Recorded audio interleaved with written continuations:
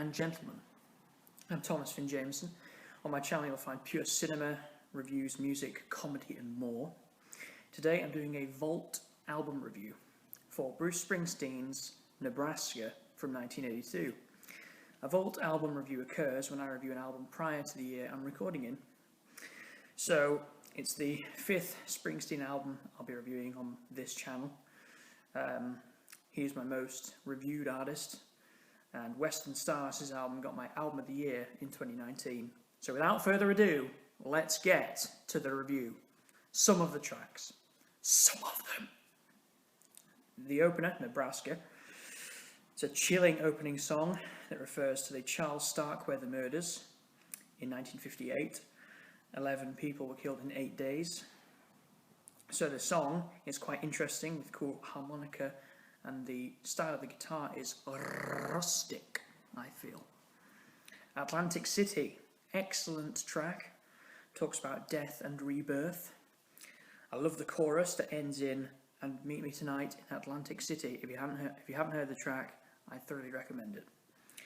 So, and it's about Americana, right there. Craig Ferguson reference. Johnny 99, one of the best tracks on here. It's awesome. It has a touch of class. And for Springsteen, that's standard. State Trooper. The outro was very cool. The howl at the end of the song. Like a good howl. Springsteen went for something different. Pay heed, pay heed. Open All Night, I think, is a really cool and interesting song that initially seems lighter. And the shout at the end is badass. Now we get to the closing track. Semisonic reference. Reason to Believe. For this track, I would say, oh my word. And that it is genius, genius, genius! Mr. Deeds reference.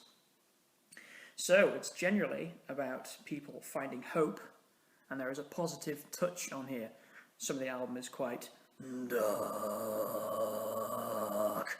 but there is positivity on this track, for me. Music and lyrics on the album. Very strong on both fronts. Bruce sings about his own life and tells real and fictional stories that are touching and emotive. I'd say the music and lyrics on here are on a par. Consistency. There is consistent emotion thematically. You get a lot of that. Consistently excellent music, and there is a general feel there, and there is general raw emotion.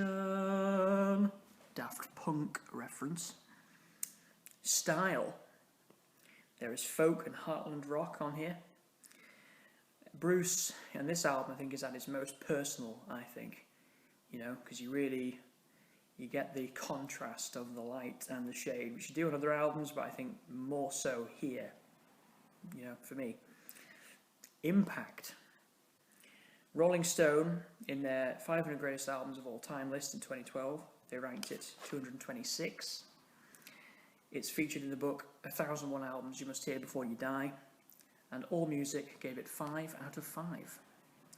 Potential. It's one of the more popular albums in Bruce's discography so far. It'd be nice to see it remain as such.